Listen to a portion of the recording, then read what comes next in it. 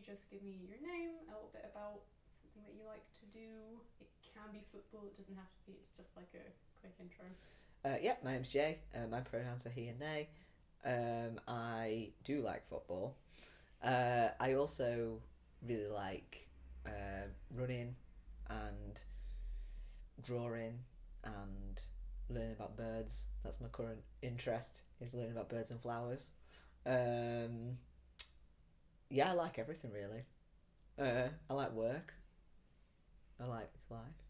Glad that you like life. But they're like my top things at the minute. I like ice cream. Anyway, we could keep going. Sorry, complete side note. I love that you like flowers and birds. I'm like, you've jumped straight into old manhood. Great. I've been waiting for this moment my whole life. Okay, great. All right, I will jump into football with the simple question, which is like, when did you start playing and how did you get into it? I think I don't remember starting playing football. I think because it was just a forever thing that I was interested in. I know that I played casually. Sort of, I went to football like kids group football, if you know what I mean. I suppose on the weekends. I remember doing that in the like local sports centre or leisure centre, in various forms.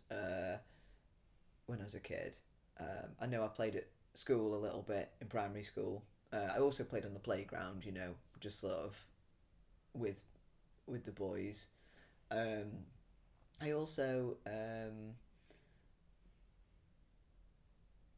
remember that I at some point started playing in games that were slightly more competitive, I suppose, and I think I was about 8 then, but I didn't play very much. I think that was at that point I stopped playing, if you know what I mean. But before that, there'd certainly been those early primary school years where I did play quite often. Casually, I kept on through forever, really. I also had a lot of boy cousins who were into football, and we played together.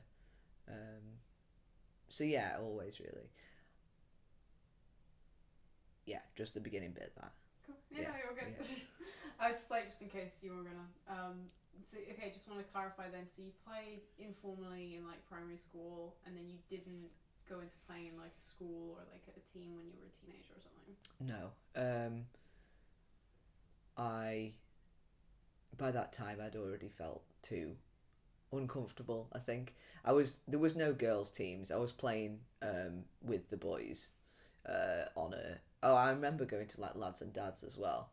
There's a picture actually. I found it not long ago of like the lads and dads setup that I was in, and there was one other girl and her dad were there. But yeah, it was mostly me being in boys' environments kind of thing. So as soon as that became a thing, it wasn't a thing. But also there was other issues for me as well. Like I felt self conscious about my weight, and I think just probably dysphoria had already happened at that point, and so I felt self conscious as a person doing sport, as a body, and I stopped doing sport altogether really, in any sort of organised way. So yeah. Being a teenager is rough. Yeah, Being a trans teenager is rough. Yeah, I did. I also at the end of high school, at the end of primary school, I played netball, and I was the captain of the netball team, and I like loved that. So that was legit, and so there was a comfort around that, I suppose, that football didn't ever offer me.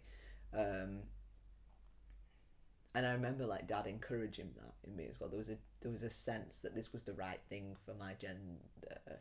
No one said that obviously, but it was like, oh, that's what that was a thing. So I did like that, but then in high school, I stopped playing netball because they said I was too physical, which I don't know what that means, but I probably was. Football. No. Yeah. I think I might have been too physical in football. So can I just? Very very interesting. This might be a country thing because I didn't grow up in England, so netball wasn't really a thing where I grew up. But the amount of people that I've talked to now who've been like, and then I got into netball, and I'm like, why is netball considered girlier? I don't get it. I don't think there is male netball teams. Yeah, no. What? I don't know why. I remember there being. I mean, obviously we're not talking about netball, but there was a period I think where some boys wanted to play netball, and that was a thing of discussion in society. Probably in about, I don't know, 2002 or something like that. But I don't remember. I don't think it became a thing. But yeah, no, netball's like, yeah, female only sport. I don't know why. Okay, sorry. Yeah, I know that was a slight tangent. But I mean, I ask about other people and other sports as well. Yeah. So I was just like, but I've heard it enough times now that I'm like, Yeah. is no reason? Okay, just decided that this is okay. Yeah. Good to know. Cool. I guess if we jump forward, then at some point you start playing football again. Yeah. I probably dabbled, like tried to get back into it a couple times, but so I remember going to, there was a thing called, they were called like Manchester Bees or something like that, in probably the early 2010s. So I'd have been in my early 20s. Went to one training session of that and felt just super super uncomfortable, just because of my own body issues. I think they were welcoming and all of that. It wasn't them. This was before I transitioned, and then I went along to, like, in uni. I sort of wanted to go and be part of the football society and all that, but then it was just very intimidating. It wasn't. I don't think it. I was intimidated. I don't know if it was intimidating, if you know what I mean. And then yeah, after I transitioned, I sort of, well, when I began my transition, so I was about 26 then. I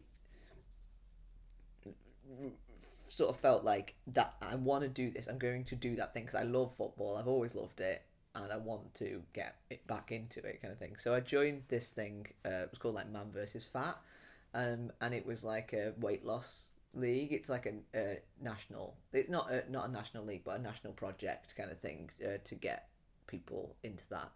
And then I really enjoyed it, and then lost weight, and then like wasn't eligible for it anymore, which is fine. Like that's the idea. But it was good actually, because it was like, it was in Stoke, which is where I grew up, and I was not passing as a male at all. I don't know whether I was just high on testosterone or high on my newfound confidence, but I rocked up with like all of these, cis guys in the back end of Stoke, and played football, and that was, I didn't get any shit for it, to be honest. It was fine, and I felt safe ultimately.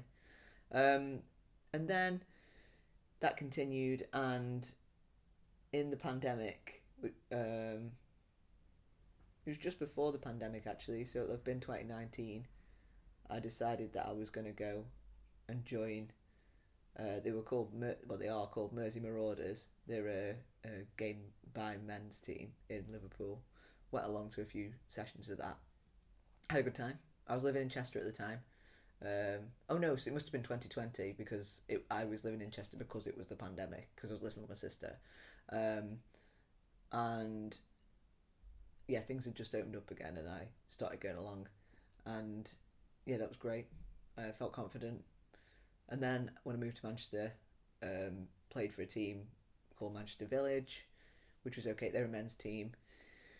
It was okay, but by this point, I think the sort of horrible vibes of men's football had sort of just ground me down a little bit, and I realised it was costing me more confidence than it was giving me at that point. So I started looking for another team, and I'd come across Manchester Laces because they'd had some antagonism with the local FA about trans exclusion in the sports, and that sort of made me think like, oh, these sound like they might be my kind of people. And yes, I went along to a seven-a-side league that they organised called the AF League, which is great. That's what mixed gender, all genders, and then eventually joined Manchester Laces. So yeah, I've been playing like more consistently for the last 3 years, really. But yeah, I was like 30 by the time I got back into it, so there was quite a big break. It's quite nice for me to know. So I'm closing on 30 now, and I'm slowly getting like sort of like flirting with getting back in. Or like I'm definitely gonna get back into it because that's part of what this whole thing is about. But Sure. it's like, oh, okay, that's nice to know. Oh yeah, for sure. I'm like my physical peak of fitness that I've ever been at this point. So yeah, you can definitely do it. Okay, just to pick up on some of what you said, what is it about, I guess, Manchester Lacers versus the men's teams that you've been on, because you've been quite a few men's teams, that you think that they are doing, I guess better in terms of trans inclusion, that makes it a space where trans people would want to go, whether or not, because it seems like the other teams were like saying, yeah, trans guys are welcome, but does it feel like Manchester Lacers were actually doing something within the space that makes that more applicable? I think that generally, and this is a generalisation, but I'd say it seems to me that women's football is a more inclusive space than men's football generally. I think that the spaces I was in were like gay men centered, which is fine, but there was a sort of, it was a sexualized space, I think, in a way. That's what I found uncomfortable about it. There was a sense of like who's fit and who's shagging who and who is sexy to the photographer, and I don't know, it was just a bit, it felt a bit like all of the things that are slightly uncomfortable about the gay scene generally were palpable. I don't know if that's unfair, but that's like what I picked up on, more in one team than another. Men's football seems to be, it's more tolerant of being horrible to each other. More, and you know, that does happen in women's football as well, don't get me wrong. I wonder if my own sense of my identity and my masculinity and my sense of being intimidatable was still tender at that point, and the harsh sort of reality of a all-male sporting environment, even a queer one, was too much for me. And I did have some conversations with the club when I left about this, because I was like, you know, you can say you're including people, but trans people are vulnerable often emotionally and can't tolerate being shouted at, being taken the piss out of. You know, we just don't need it. Like, it's just not fun. And probably so lots of cis people also don't need or want that. So there's a sense that you need to like have a high tolerance for, like, I don't know, it's not a very nice environment, and whether or not I was playing football, it just didn't want to be there, you know. So I think that was the main difference.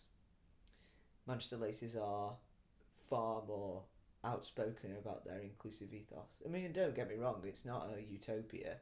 There's still humans, and humans are unruly and do dumb shit sometimes, but it's not, they just generally, it feels like a more friendly, inclusive place.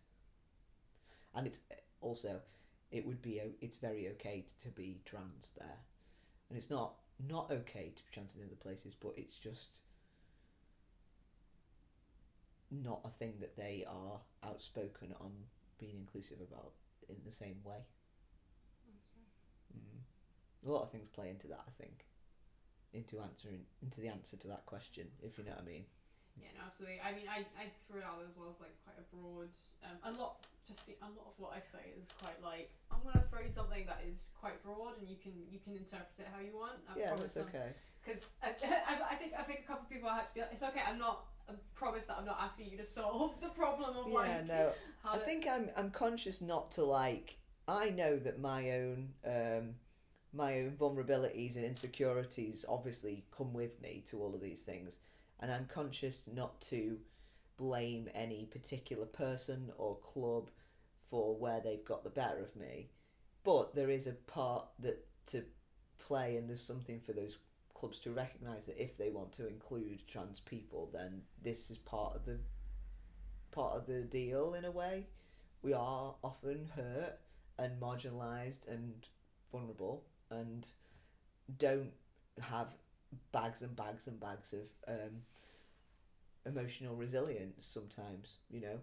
And if you want to be fully inclusive, there's an understanding of that is necessary, really. Especially for older trans people who, and I count myself in that group at 32, but like, yeah, it's been hard, basically. And so I just don't want it to be any harder. I want to have a nice time now. I understand that. Yeah. I wasn't very good at being yelled at when I was a kid, to be honest. I've been like very nervous about. Yeah. Like, gosh. I'd start crying when I was a child when people were yelling at me, even if it wasn't a sports connection. Yeah, exactly. And you know, trans people have often got a history of being bullied or whatever. You just don't want that. You don't want people calling you horrible names and shouting at you for fun as part of your hobbies. You know, you just don't need it. So, yeah, and there was definitely those conversations starting, but I think, and there was a will within the club, to do that, but I think there's like bringing everybody with you about that as well. There was also resistance to that. And there was, you know, to be frank, there was still some people in the club who didn't think that trans men should be there. So... Like, alright. Yeah. I'm Whereas here. Laces, that would be a get out then. There's a sort of like an expectation that that's what you believe, but that this is what we do here, if you know what I mean. So I play for Manchester Laces. What do I like about it? Yeah, just all the things you like about it. What I like about it is that it is a trans inclusive, queer, but not not queer only, but really queer inclusive club. That has quite a professionalized structure. You know, there's a sense of like it being, this is a big organisation. It's an organisation that is sort of there is a structure to it. It's robust. It feels like this is a real club, and not to like discredit at all the sort of smaller like grassrootsy collectivey things at all, but I enjoy the sense that it's stable and that it's gonna be at the same place every week, and it's not reliant on the goodwill of a few well-intentioned people, and if their lives change then it all goes, if you know what I mean. It's like, now this is a thing that's built intentionally and it's here to stay, and there's like a business model behind it, and so it has a sort of like resilience. I think that's what I like about it. I know that if I turn up or not, it don't matter. The club won't then lose 25% of its players, if you know what I mean. It's like, it's much bigger than me, and so that's good. I like that. It also means that we get really good quality coaching, that you feel like you're on a real football team, you know, and that's the sort of, there's 5 teams across the club. We all support each other. That's another really nice thing. Like, I really enjoy going to watch Manchester Laces as a fan, as well as like playing for them, if you know what I mean. So the Yellows team is the one that's in the sort of Manchester League, the FA League. There's 2 teams that are in the local FA leagues. The Yellows are the sort of highest up the pyramid, and I really like going to watch them because they're really good footballers. You know, it's really great. So that's the other thing, is that there's a quality there of football as well, which again, you know, is like, I know that there's not all football has to be like good football, but it's nice to have that, because there is a sense that like everything's a little bit DIY and a bit sort of you have to cobble it together, and that's how we get by as queer people. And I get that is true, but also it's nice to have a bit of luxury sometimes. I like that about it. I also have basically got a whole community of friends, and you know, the person I live with I met there, my girlfriend is from there. I lived in another house with somebody from there. Yeah, loads of people. I've got a whole world from this club because there has been like there's hundreds of people who've been part of it, kind of thing. So yeah, it's brill. It's amazing. Yeah, it's like given me a whole life in Manchester in the last few years, if you know what I mean. So yeah, I sort of owe it quite a lot, I guess. Yeah. I'm gonna send this to them, and then they can use this as their recruitment. They know. I regularly text like the leaders are just like, so grateful.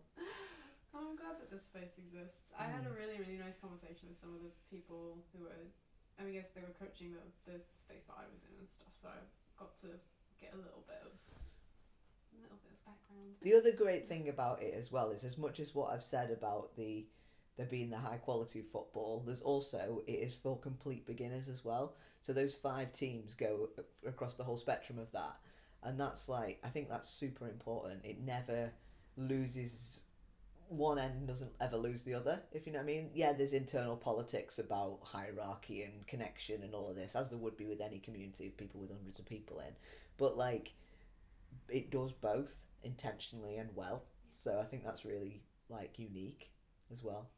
I think it's like very interesting there about as well, like what a club like that could teach.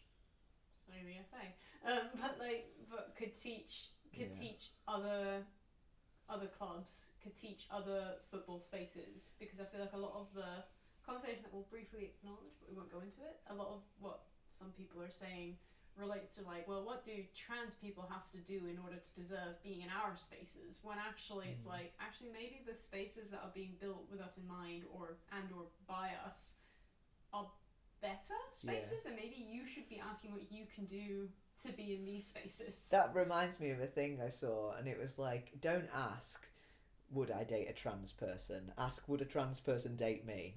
Because that is way more indicative of your quality of your character.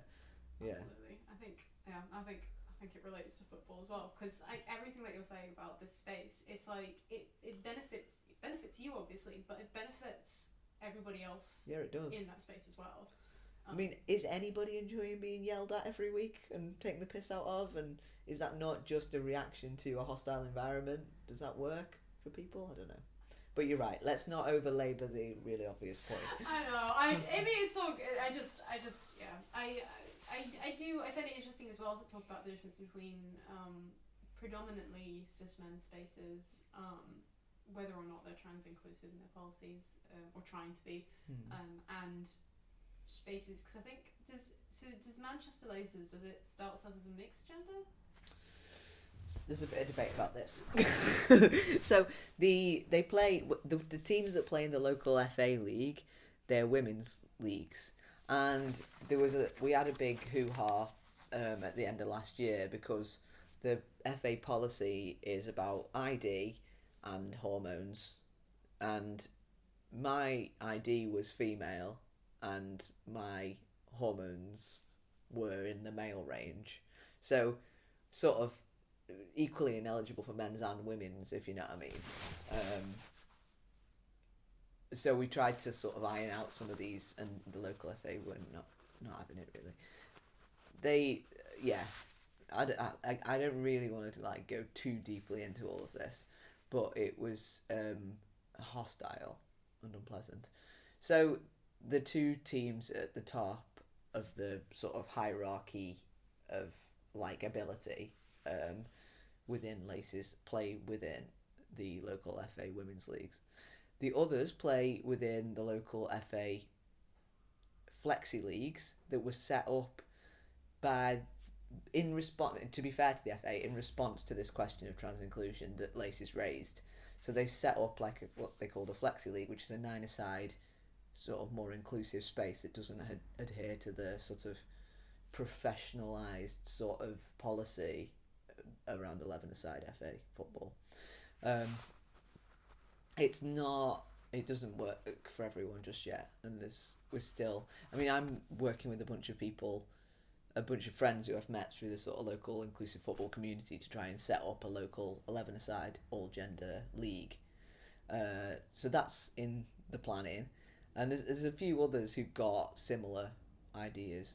There's also the people who run laces. The person who set laces up also set up a seven-a-side league called the AF League, and it's like that's totally inclusive kind of thing. So I'm in the minority as a transmasc person in laces. Most of them are cis women, and then there are a bunch of trans women, and then one or two transmasc people kind of thing.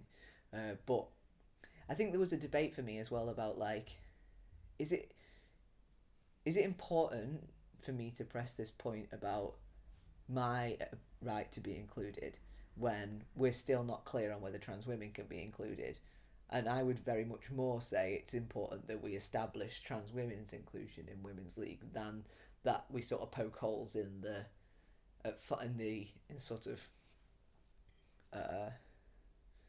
in the policy.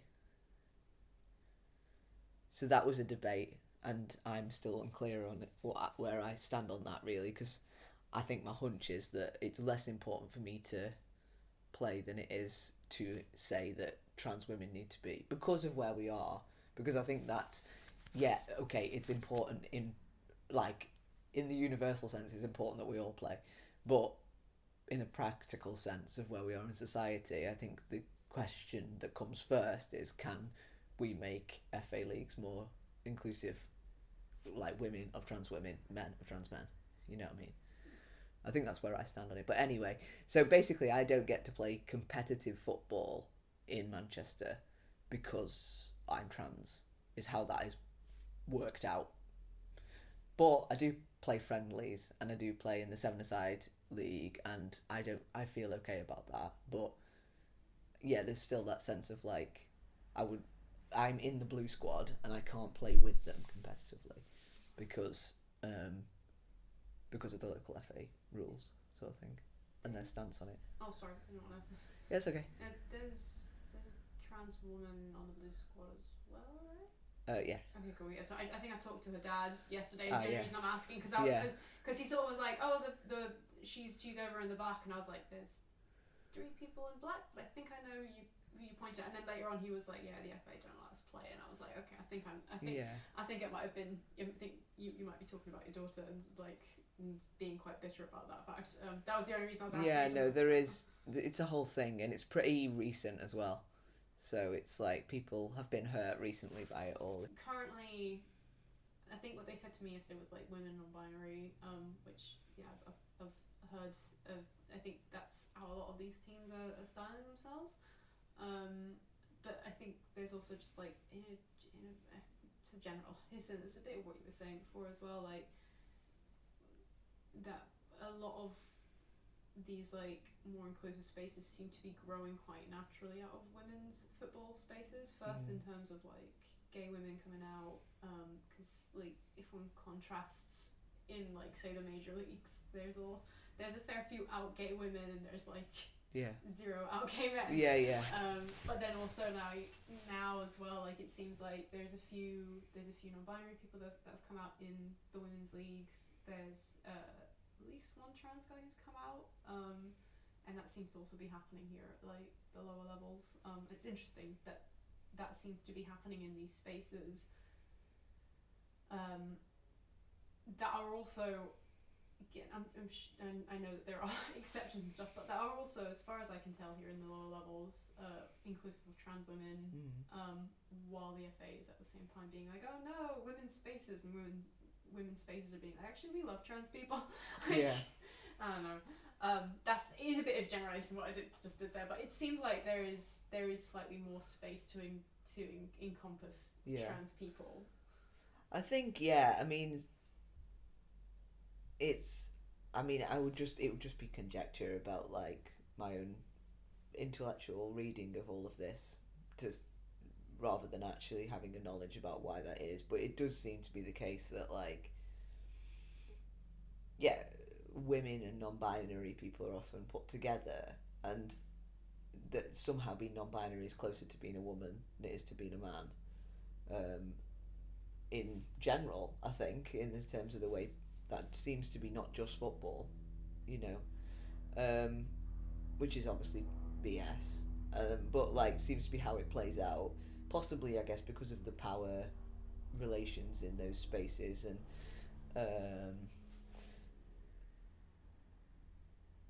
possibly also just because it's like a nicer place to be a marginalised person. 'Cause women are already marginalised, possibly. Various, yeah, I've got lots of theories about it. I just feel, and also, you know, the other thing is that I grew up with women. You know, I'm comfortable around women, and as much as I am a man and on this whole transition thing, being comfortable around men is a new thing that's much like more recent development. So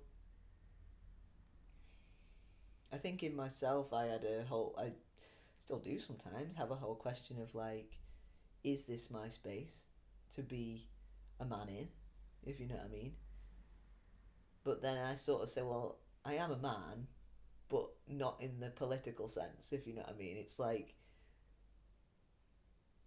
it's not like if I don't go here, I'll go find a men's team and feel equally as good. It will erode my confidence and I'll end up not playing, sort of thing. And also, I'm not taking anything from the women around me,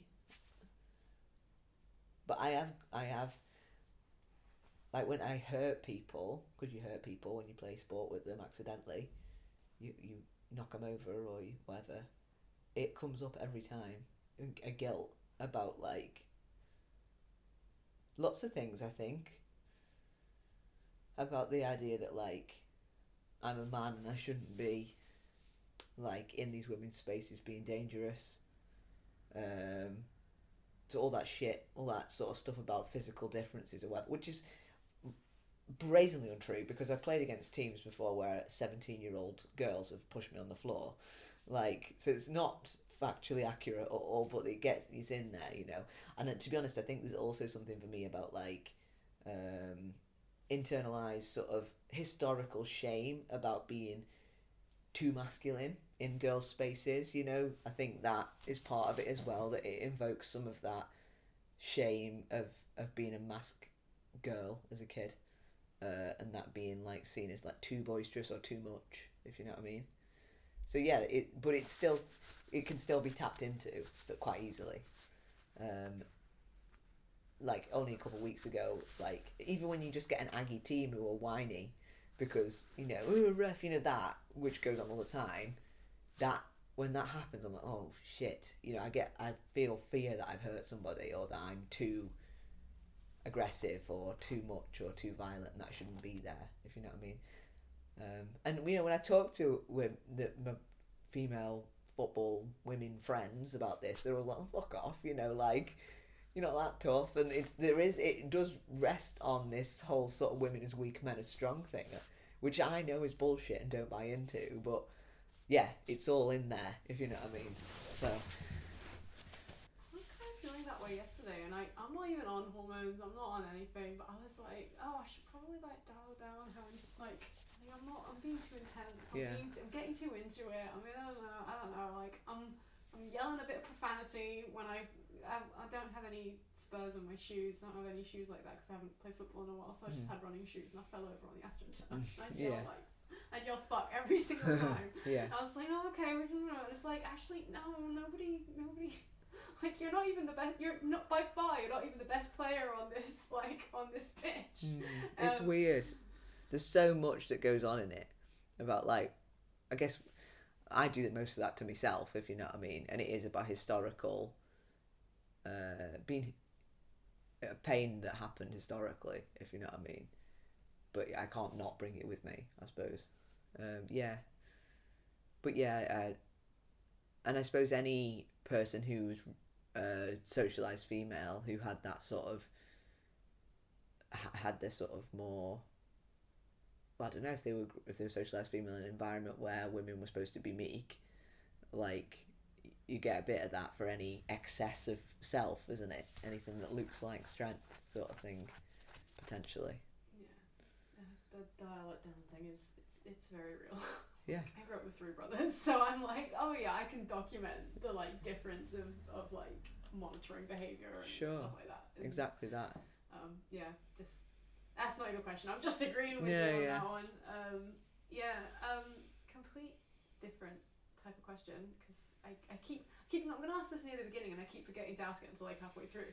What position do you play in? Centre back, but also goalie.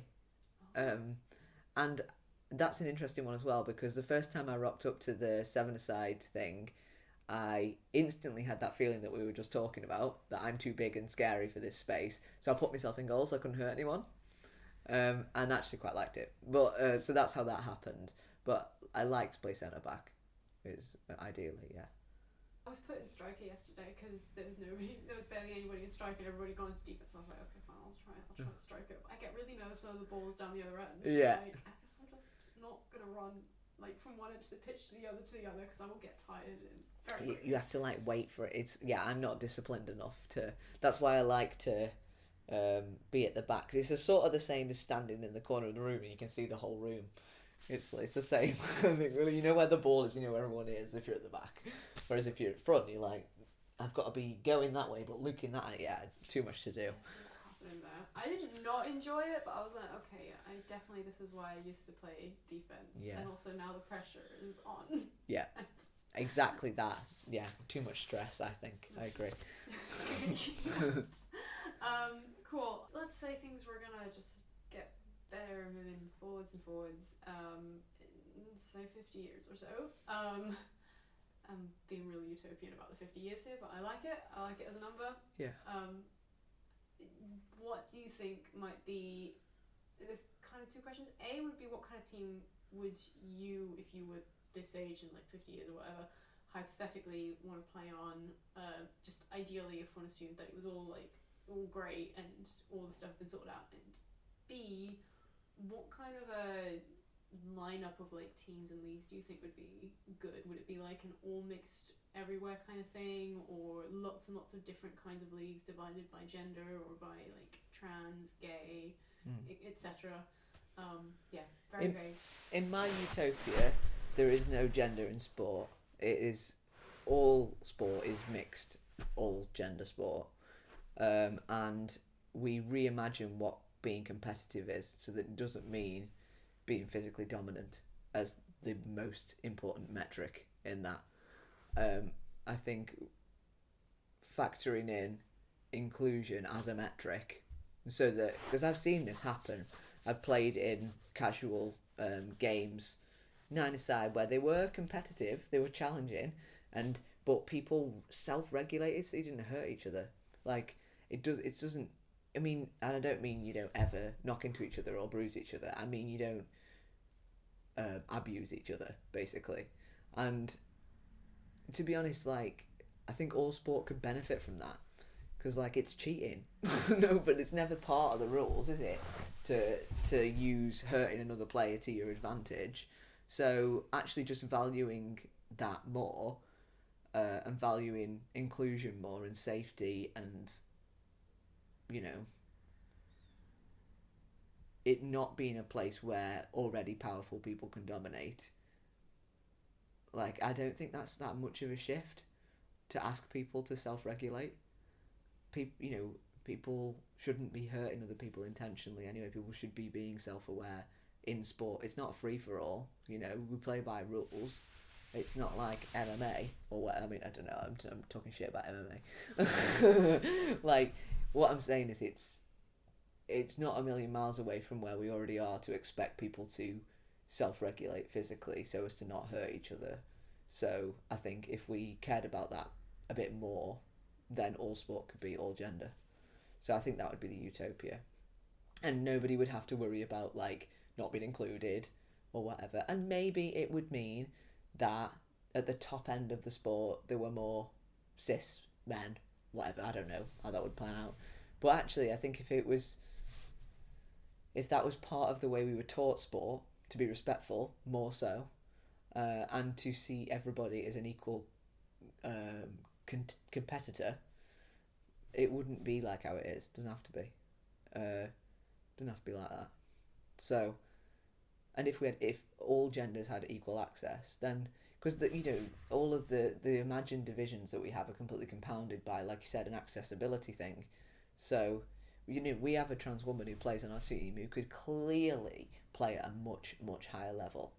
But she can't play at a much, much higher level because other teams aren't inclusive, you know, and that league isn't inclusive, and so she ends up playing against people who it's, you know, completely mismatched against, which doesn't work for anybody. So yeah.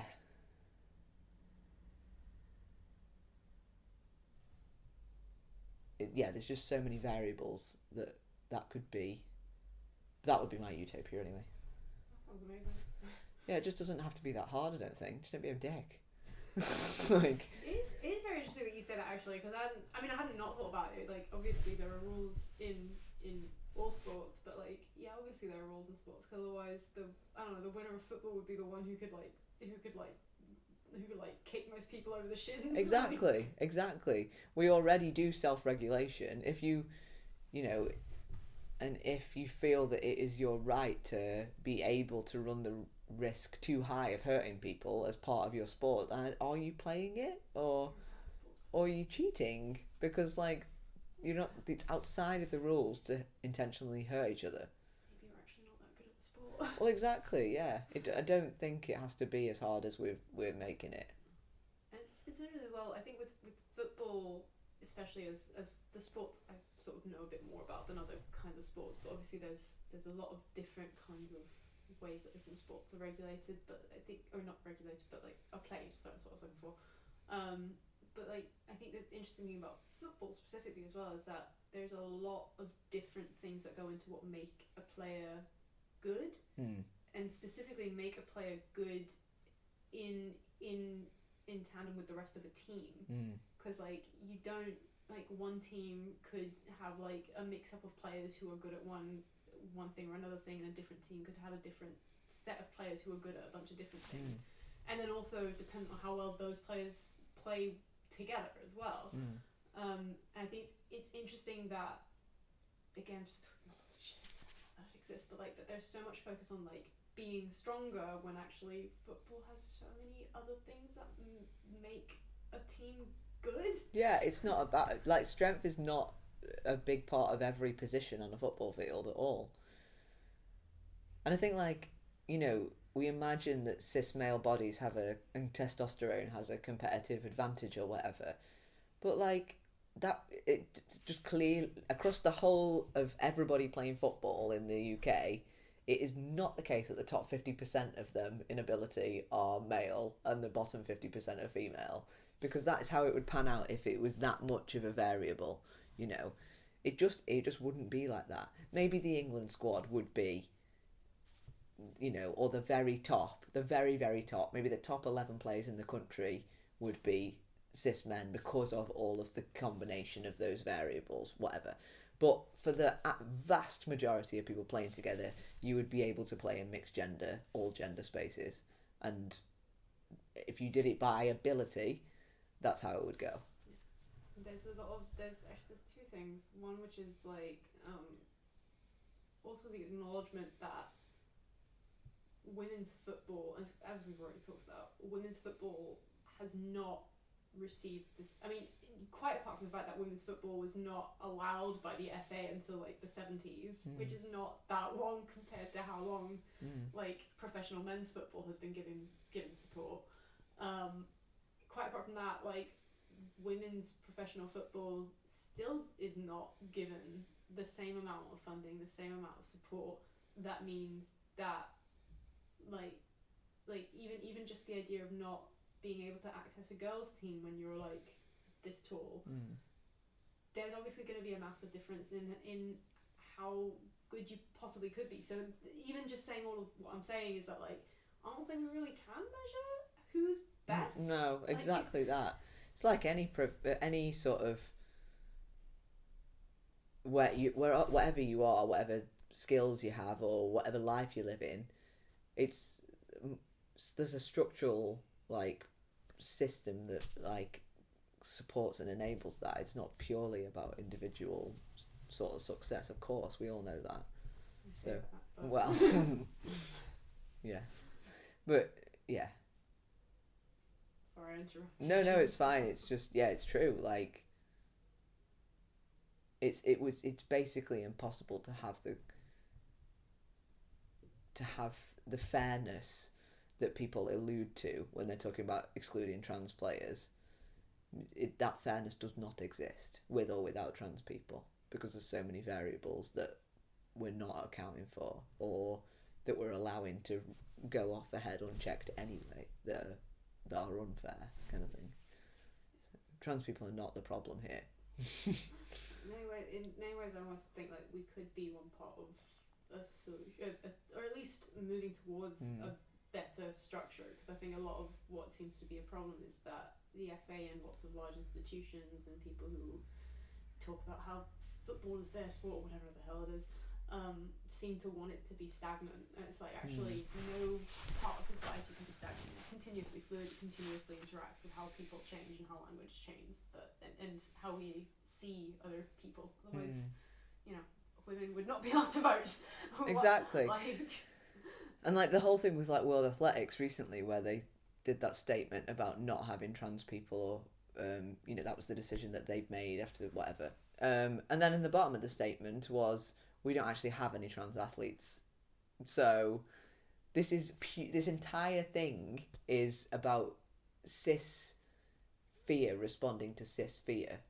And trans people are the object of that, but they're not involved in it. They're not even there. There aren't even any trans athletes, trans people who are in athletics that have caused this problem. This is an imagination, if you think about a what if kind of thing, which just is so fucking frustrating, because we sort of are the passive sort of participants, observers of trans people, of cis people reacting to each other's fears about us, and it's just what? I wasn't even there. I don't always. I didn't even know this was a thing until you suddenly decided it was a thing, I guess. Yeah, the fact that there is literally zero people, trans athletes, and yet we have a policy to exclude us. What? Crazy.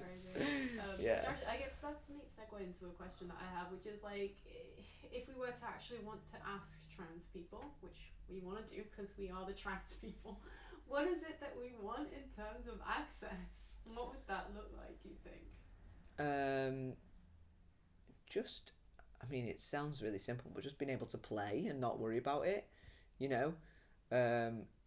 I think that's what I love about Manchester Laces, is the vast majority of the time I'm playing football, I don't think about the fact that I'm trans at all, ever. I just play football. Football up there. Yeah. So that's what access would look like for me. It's just that this is like, you don't even have to confess your transness. It doesn't matter. You just go play sport, which is all trans people are looking for in any thing in life, is to just be able to go about life like anybody else, isn't it? So yeah, to be able to forget you're trans, basically, and for nobody to find that an issue or to make an issue of it, I would say. There's a very interesting thing that you kind of alluded to, but correct me if I've read it slightly wrong, which has a little bit to do with like how we structure sports, which you kind of alluded to a little bit around like the structuring of sports, and like I bring up boxing a lot because I think it's quite interesting, but like boxing has like heavyweight, it has middleweight, it has featherweight, also has gender segregation, but and also because there was a trans guy who did go and box in Madison Square Garden, and then he wrote a book about it, and it's quite interesting. I didn't know that. It's interesting. It's called Amateur, so I can recommend it. Yeah. It's got a lot about like masculinity in American society, which I think sounds even less. No offense. I'm like, oh my gosh. Yeah. Sometimes I'll actually look at cis guys and I'll be like, are you okay? Like, I think that's the question that all of this shit is avoiding us asking. Just like I think everybody who isn't a cis guy, a lot of cis guys, we're just, what we all need to just be actually is being like, are you lot alright? Because it doesn't look it, you know. Like, I feel like I'm going into somebody's room and it's just a complete mess, and there's like a month's old dishes or something. I'm like, do you need some support? Are you okay? And I'll just be like, nope, this is just just how I live. It's not about me. It's not. I'm Yeah, and I actually like this whole journey around like, I know I'm not really talking about football right now, but the whole thing around like transitioning and finding myself as a man and navigating masculinity, it is kept coming back to this thing that actually I have not privilege in the political structural sense, but there is certainly a privilege in being a trans man. That is that I can just access my masculinity and my identity in with softness and with gentleness that that cis men are not allowed or ashamed for or whatever, and like that I feel that about that trans masculinities can be a gift to masculinity generally and to society generally. So yeah, I just think it doesn't have to be this hard. And also, like, I mean, just to bring it back to football, because I do agree with you, but like, it can be that in football as well. Yeah, football it can. Is actually considered internationally such a massive part of masculine identity. And it's so confusing what football. I mean, I'm talking about football in England here, but it's the identity of the culture of football is so complicated because that thing about like Gaza crying, that's seen as like this iconic moment, and yet because he broke some gender stereotypes, and everyone loves him for it, and I'm like, what are we doing? Like, we want this so bad. We want, like, it's that palpable like sense of like the broken masculine that wants so bad to be able to be soft but can't allow itself, and it's like, I don't know. I mean, and this is sort of why football's so fascinating, I suppose, is because it is one of the like homelands of that stuff, I suppose. But I don't know. It's well complex. Yeah, absolutely. I often think of it almost like the inverse of drag, where it's like it's doing drag, but it's completely unaware that it's doing drag. Oh my god, I love that. They're like performing these hyper masculinities, but then they're also throwing themselves to the ground and sobbing, and you're like, oh, I love this. I love the theatricality. Yeah, do you know what that is? What I love about it? I always say football's like why I love it so much as a sport is because it's essentially just like poetry or dance. It does, as sports go, there's very few rules really. Just like keep it in this bit, get it in there, don't touch it with your hands. Really, they are the rules, which is pretty unstructured as sport goes, and so what plays out is completely unmanageable, and and like it is like spontaneous. It's in the moment. It can't be like and I guess that's what we get like when some sort of sixth tier team beat a Premier League team or whatever. They're the moments that we all love in football, and it is that's the unmanageability of it. That's because it's so freeform and it's so poetic, and it can just erupt and just be different and just not conform to anything you expect, and that is what we love about it. And so the harshness and the rigidity of masculinity will kill that, and like the brutality of that will kill that.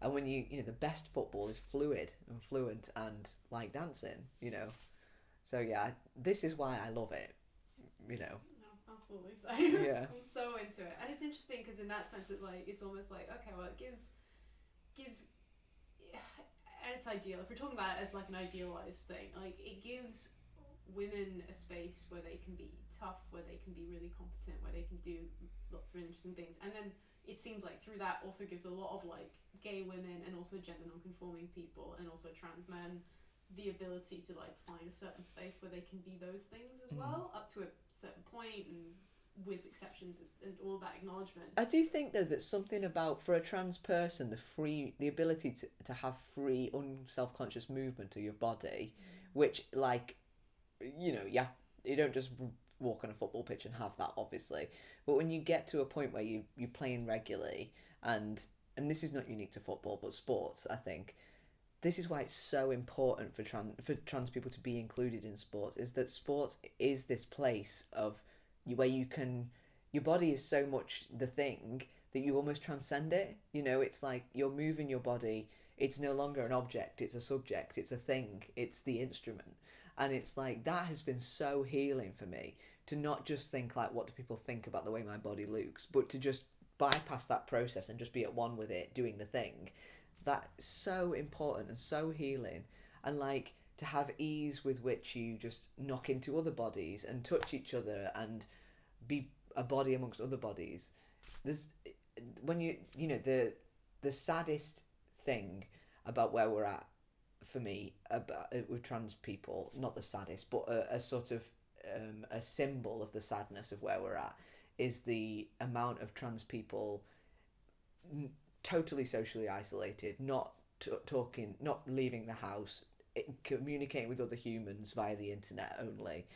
Like, that is the opposite of playing football with a team that of people who know you and you feel a sense of belonging with, because it's like, it's embodied, it's live, it's not intellectual, it's you're a whole being, a whole person.